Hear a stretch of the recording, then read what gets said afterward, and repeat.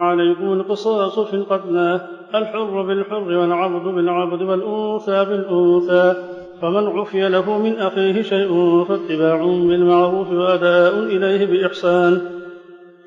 ذلك تخفيف من ربكم ورحمة، فمن اعتدى بعد ذلك فله عذاب أليم. ولكم في القصاص حياة يا أولي الألباب لعلكم تتقون. كتب عليكم إذا حضر أحدكم الموت إن ترك خيرا الوصية للوالدين والأقربين بالمعروف حقا على المتقين، فمن بدله بعدما سمعه فإنما إثمه على الذين يبدلونه، إن الله سميع عليم.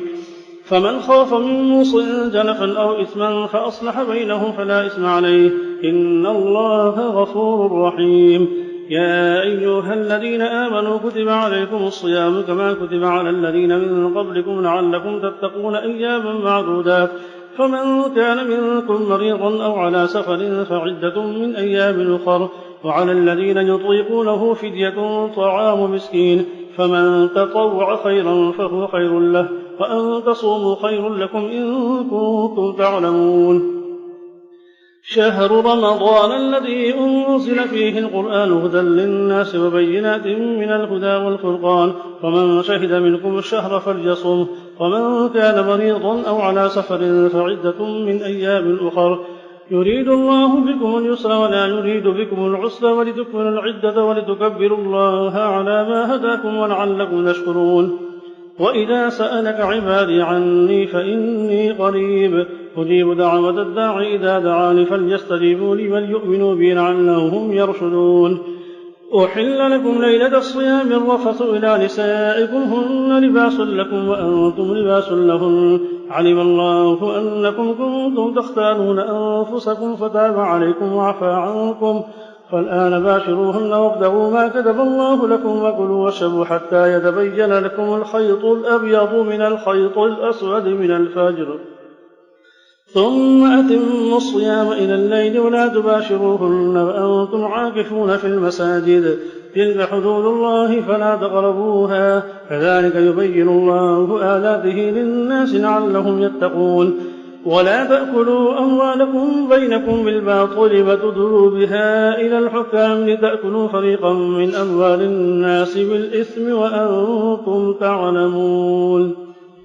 يسألونك عن الأهلة قل هي مواقيت للناس والحج وليس البر بأن تأتوا البيوت من ظهورها ولكن البر من اتقى، وأتوا البيوت من أبوابها واتقوا الله لعلكم تفلحون. فقاتلوا في سبيل الله الذين يقاتلونكم ولا تعتدوا إن الله لا يحب المعتدين. واقتلوهم حيث ثقفتموهم وأخرجوهم من حيث أخرجوكم والفتنة أشد من القتل، ولا تقاتلوهم عند المسجد الحرام حتى يقاتلوكم فيه، فإن قاتلوكم فاقتلوهم كذلك جزاء الكافرين، فإن انتهوا فإن الله غفور رحيم. وقاتلوهم حتى لا تكون فتنة ويكون الدين لله، فإن انتهوا فلا عدوان إلا على الظالمين. الشهر الحرام بالشهر الحرام والحرمات قصاص، فمن اعتدى عليكم فاعتدوا عليه بمثل ما اعتدى عليكم، واتقوا الله واعلموا أن الله مع المتقين. وأنفقوا في سبيل الله ولا تلقوا بأيديكم إلى التهلكة وأحسنوا إن الله يحب المحسنين. وأتموا الحج والعمرة لله، فإن أحصرتم فما استيسر من الهدي، ولا تحلقوا رؤوسكم حتى يبلغ الهدي محله، فمن كان منكم مريضا أو به أذى من رأسه ففدية من صيام أو صدقة أو نسك، فإذا أمنتم فمن تمتع بالعمرة إلى الحج فما استيسر من الهدي، فمن لم يجد فصيام 3 أيام في الحج و7 إذا رجعتم، تلك 10 كاملة، ذلك لمن لم يكن أهل.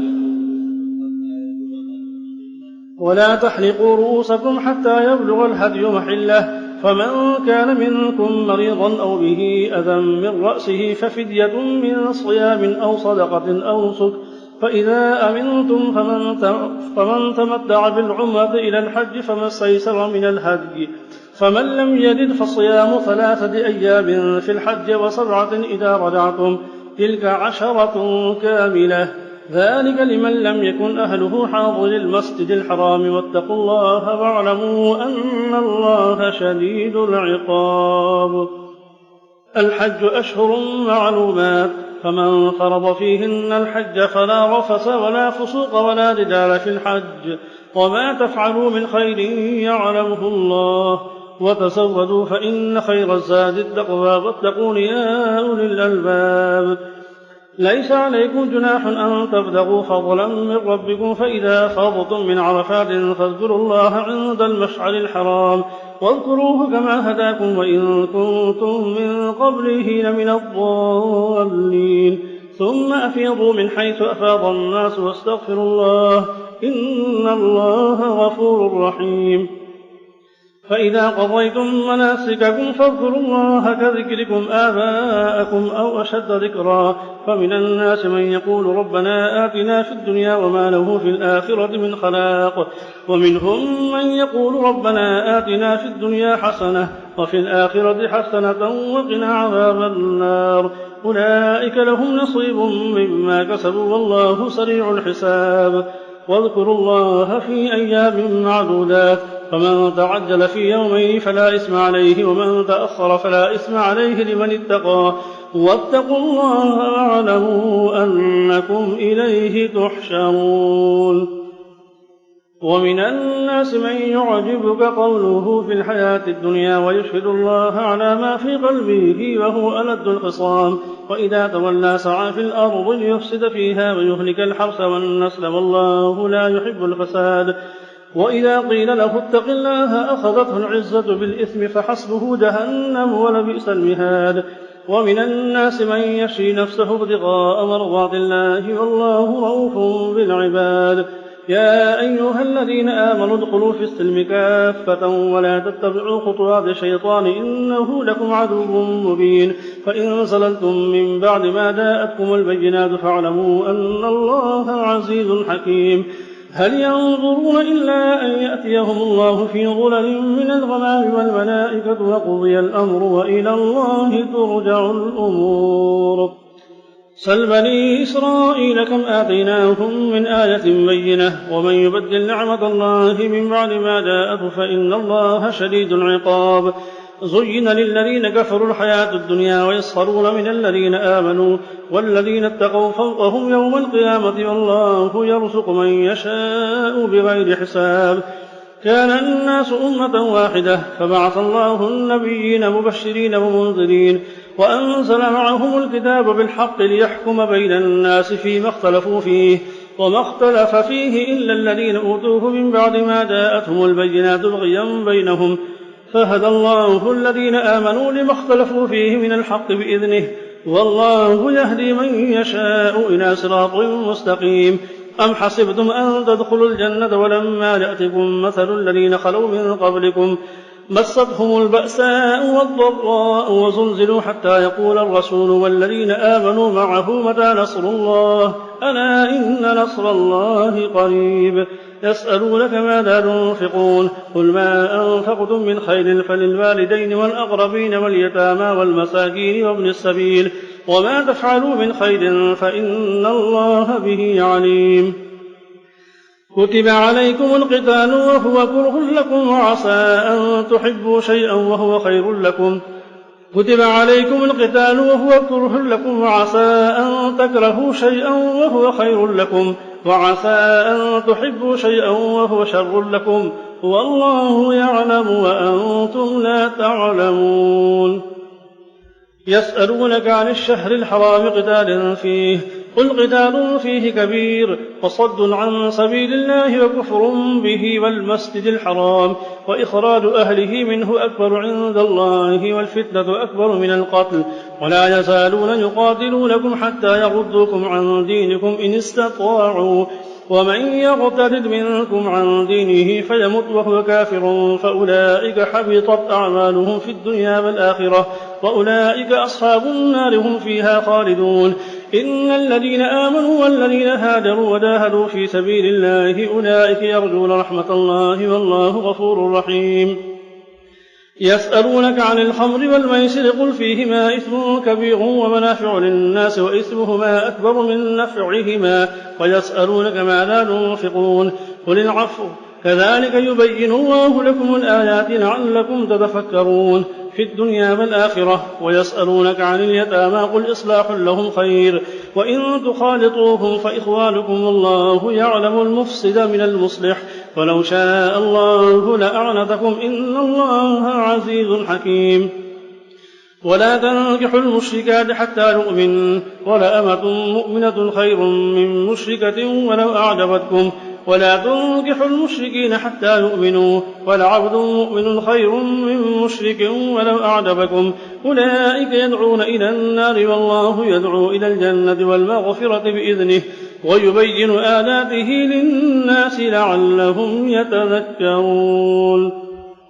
ويسألونك عن المحيض قل هو أذى فاعتزلوا النساء في المحيض ولا تقربوهن حتى يطهرن فإذا تطهرن فأتوهن من حيث أمركم الله إن الله يحب التوابين ويحب المتطهرين نساؤكم حرث لكم فأتوا حرثكم أن شئتم وقدموا لأنفسكم واتقوا الله واعلموا أنكم ملاقوه وبشر المؤمنين ولا تجعلوا الله عرضة لأيمانكم أن تبروا وتتقوا وتصلحوا بين الناس والله سميع عليم لا يؤاخذكم الله باللغو في أيمانكم ولكن يؤاخذكم بما كسبت قلوبكم والله غفور حليم للذين يؤلون من نسائهم تربص 4 أشهر فإن فاءوا فإن الله غفور رحيم وإن عصموا الطلاق فإن الله سميع عليم والمطلقات يتربصن بأنفسهن 3 قروء ولا يحل لهن أن يكتمن ما خلق الله في أرحامهن إن كن يؤمن بالله واليوم الآخر وبعولتهن أحق بردهن في ذلك إن أرادوا إصلاحا ولهن مثل الذي عليهن بالمعروف وللرجال عليهن درجة والله عزيز حكيم الطلاق 2 مرتان فإمساك بمعروف أو تسريح بإحسان ولا يحل لكم أن تأخذوا مما آتيتموهن شيئا إلا أن يخافا ألا يقيما حدود الله فإن خفتم ألا يقيما حدود الله فلا جناح عليهما فيما افتدت به تلك حدود الله فلا تعتدوها ومن يتعد حدود الله فأولئك هم الظالمون فإن طلقها فلا تحل له من بعد حتى تنكح زوجا غيره فإن طلقها فلا جناح عليهما أن يتراجعا إن ظنا أن يقيما حدود الله وتلك حدود الله يبينها لقوم يعلمون وإذا طلقتم النساء فبلغن أجلهن فأمسكوهن بمعروف أو سرحوهن بمعروف ولا تمسكوهن ضرارا لتعتدوا ومن يفعل ذلك فقد ظلم نفسه ولا تتخذوا آيات الله هزوا واذكروا نعمة الله عليكم وما أنزل عليكم من الكتاب والحكمة يعظكم به واتقوا الله واعلموا أن الله بكل شيء عليم وإذا طلقتم النساء فبلغن أجلهن فلا تعضلوهن أن ينكحن أزواجهن إذا تراضوا بينهم بالمعروف ذلك يوعظ به من كان منكم يؤمن بالله واليوم الآخر ذلكم أزكى لكم وأطهر والله يعلم وأنتم لا تعلمون والوالدات يرضعن أولادهن حولين كاملين لمن أراد أن يتم الرضاعة وعلى المولود له رزقهن وكسوتهن بالمعروف لا تكلف نفس إلا وسعها لا تضار والدة بولدها ولا مولود له بولده وعلى الوارث مثل ذلك فإن أرادا فصالا عن تراض منهما وتشاور فلا جناح عليهما وإن أردتم أن تسترضعوا أولادكم فلا جناح عليكم إذا سلمتم ما آتيتم بالمعروف واتقوا الله واعلموا أن الله بما تعملون بصير والذين يتوفون منكم ويذرون أزواجا يتربصن بأنفسهن 4 أشهر و10 فإذا بلغن أجلهن فلا جناح عليكم فيما فعلن في أنفسهن بالمعروف والله بما تعملون خبير. ولا جناح عليكم فيما عرضتم به من خطبة النساء أو أكننتم في أنفسكم علم الله أنكم ستذكرونهن ولكن لا تواعدوهن سرا إلا أن تقولوا قولا معروفا ولا تعزموا عقدة النكاح حتى يبلغ الكتاب أجله واعلموا أن الله يعلم ما في أنفسكم فاحذروه واعلموا أن الله غفور حليم. لا جناح عليكم إن طلقتم النساء ما لم تمسوهن أو تفريضوا لهن فريضة لا جناح عليكم إن طلقتم النساء ما لم تمسوهن أو تفريضوا لهن فريضة ومتعوهن على الموسع قدره وعلى المقتر قدره متاعا بالمعروف حقا على المحسنين. وإن طلقتموهن من قبل أن تمسوهن وقد فرضتم لهن فريضة فنصف ما فرضتم إلا أن يعفون أو يعفو الذي بيده عقدة النكاح وأن تعفوا أقرب للتقوى ولا تنسوا الفضل بينكم إن الله بما تعملون بصير. حافظوا على الصلوات والصلاة الوسطى وقوموا لله قانتين. فإن خفتم فرجالا أو ركبانا فإذا أمنتم فاذكروا الله كما علمكم ما لم تكونوا تعلمون. والذين يتوفون منكم ويذرون أزواجا وصية لأزواجهم متاعا إلى الحول غير إخراج فإن خرجن فلا جناح عليكم فيما فعلن في أنفسهن من معروف والله عزيز حكيم. وللمطلقات متاع بالمعروف حقا على المتقين كذلك يبين الله لكم آياته لعلكم تعقلون. ألم تر إلى الذين خرجوا من ديارهم وهم ألوف حذر الموت فقال لهم الله موتوا ثم أحياهم إن الله لذو فضل على الناس ولكن أكثر الناس لا يشكرون. وقاتلوا في سبيل الله واعلموا أن الله سميع عليم. من ذا الذي يقرض الله قرضا حسنا فيضاعفه له أضعافا كثيرة والله يقبض ويبسط وإليه ترجعون. ألم تر إلى الملأ من بني إسرائيل من بعد موسى إذ قالوا لنبي له ابعث لنا ملكا نقاتل في سبيل الله قال هل عسيتم إن كتب عليكم القتال ألا تقاتلوا قالوا وما لنا ألا نقاتل في سبيل الله وقد أخرجنا من ديارنا وأبنائنا فلما كتب عليهم القتال تولوا إلا قليلا منهم والله عليم بالظالمين.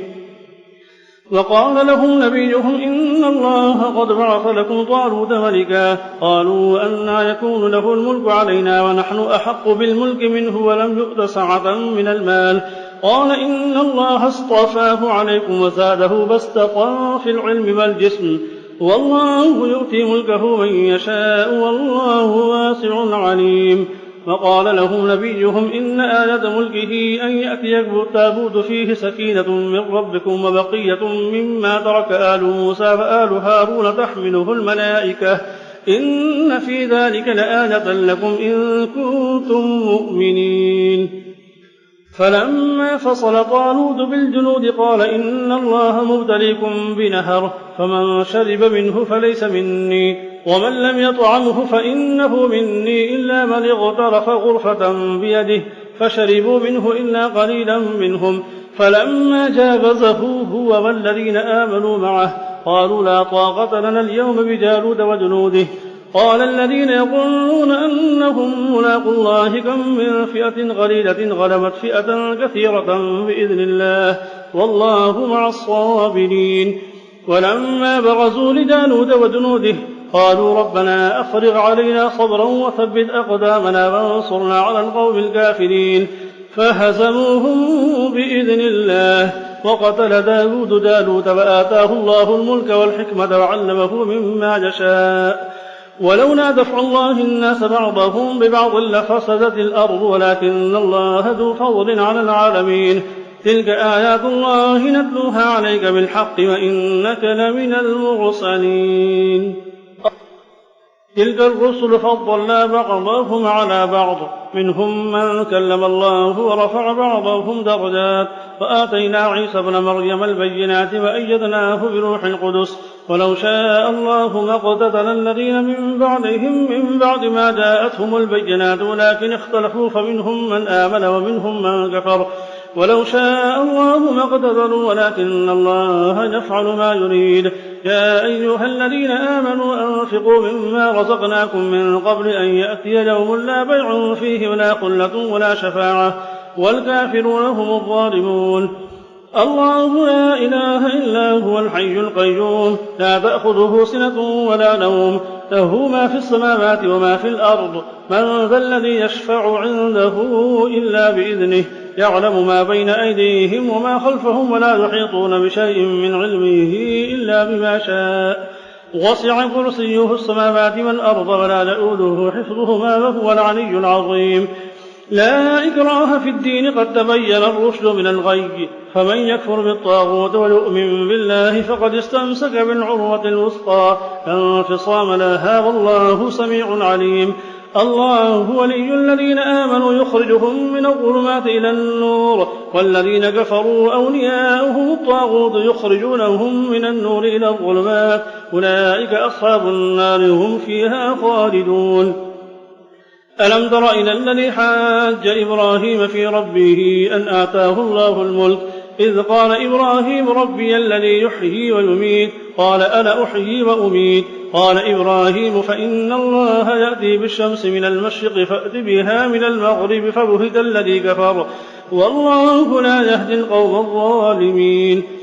أو كالذي مر على قرية وهي خاوية على عروشها قال أنى يحيي هذه الله بعد موتها فأماته الله 100 عام ثم بعثه قال كم لبثت قال لبثت يوما أو بعض يوم قال بل لبثت 100 عام فانظر إلى طعامك وشرابك لم يتسنه وانظر إلى حمارك ولنجعلك آية للناس وانظر إلى العظام كيف ننشزها ثم نكسوها لحما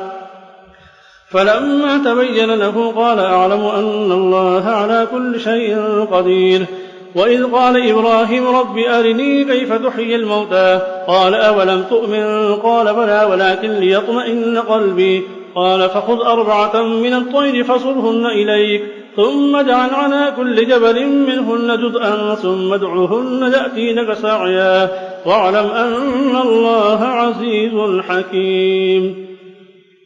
مثل الذين ينفقون أموالهم في سبيل الله كمثل حبة أنبتت 7 سنابل في كل سنبلة 100 حبة والله يضاعف لمن يشاء والله واسع عليم. الذين ينفقون أموالهم في سبيل الله ثم لا يتبعون ما أنفقوا منا ولا أذى لهم أجرهم عند ربهم ولا خوف عليهم ولا هم يحزنون.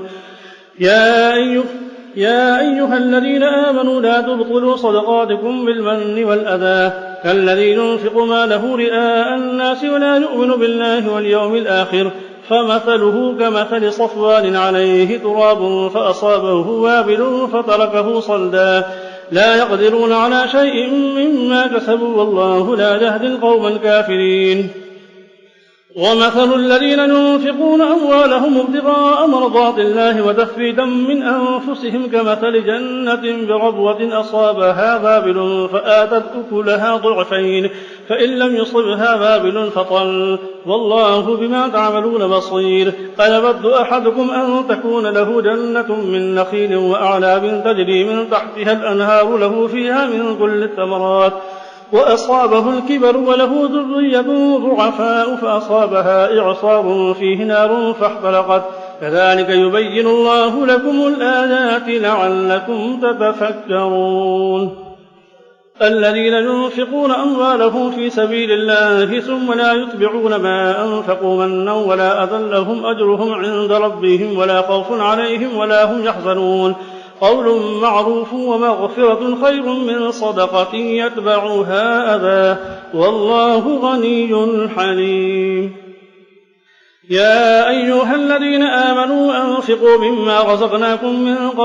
يا أيها الذين آمنوا أنفقوا من طيبات ما كسبتم ومما أخرجنا لكم من الأرض ولا تيمموا الخبيث منه تنفقون ولستم بآخذيه إلا أن تغمضوا فيه واعلموا أن الله غني حميد. الشيطان يعدكم الفقر ويأمركم بالفحشاء والله يعدكم مغفرة منه وفضلا والله واسع عليم. يؤتي الحكمة من يشاء ومن يؤت الحكمة فقد أوتي خيرا كثيرا وما يذكر إلا أولو الألباب. وما أنفقتم من نفقة أو نذرتم من نذر فإن الله يعلمه وما للظالمين من أنصار. إن تبدوا الصدقات فنعما هي وإن تخفوها وتؤتوها الفقراء فهو خير لكم ويكفر عنكم من سيئاتكم والله بما تعملون خبير. ليس عليك هداهم ولكن الله يهدي من يشاء وما تنفقوا من خير فلأنفسكم وما تنفقون إلا ابتغاء وجه الله وما تنفقوا من خير يوفى إليكم وأنتم لا تظلمون. للفقراء الذين أحصروا في سبيل الله لا يستطيعون ضربا في الأرض يحسبهم الجاهل أغنياء من التعفف تعرفهم بسيماهم لا يسألون الناس إلحافا وما تنفقوا من خير فإن الله به عليم. الذين ينفقون أموالهم بالليل والنهار سرا وعلانية فلهم أجرهم عند ربهم ولا خوف عليهم ولا هم يحزنون.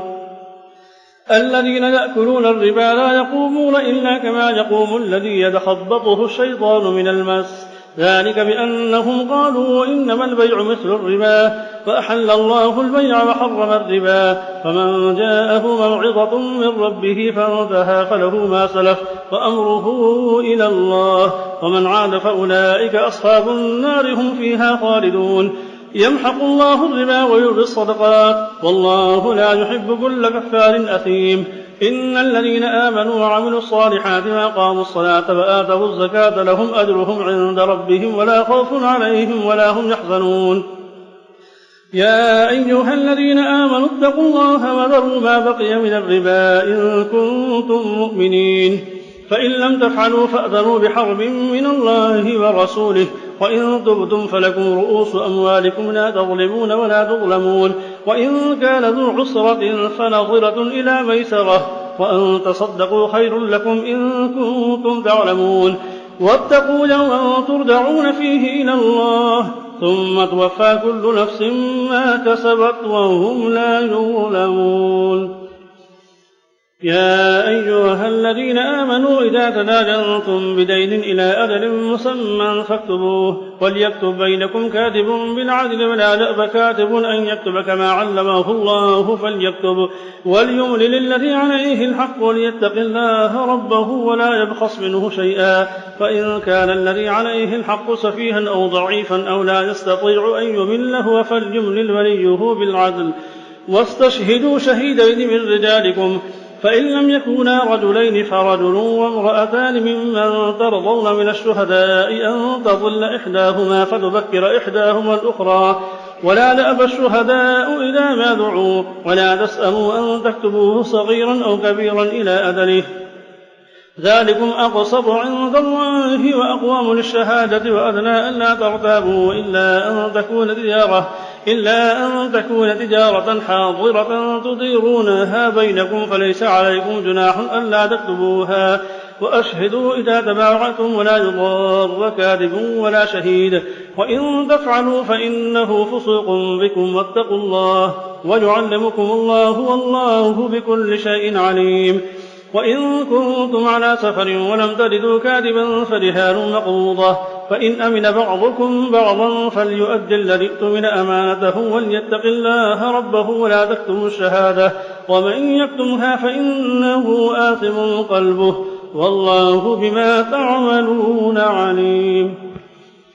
لله ما في السماوات وما في الأرض فإن تبدوا ما في أنفسكم أو تخفوه يحاسبكم به الله فيغفر لمن يشاء ويعذب من يشاء والله على كل شيء قدير. آمن الرسول بما أنزل إليه من ربه والمؤمنون كل آمن بالله وملائكته وكتبه ورسله لا نفرق بين أحد من رسله فقالوا سمعنا وأطعنا غفرانك ربنا وإليك المصير. لا يكلف الله نفسا إلا وسعها لها ما كسبت وعليها ما اكتسبت ربنا لا تؤاخذنا إن نسينا أو أخطأنا ربنا ولا تحمل علينا إصرا كما حملته على الذين من قبلنا ربنا ولا تحملنا ما لا طاقة لنا به واعف عنا واغفر لنا وارحمنا أنت مولانا فانصرنا على القوم الكافرين.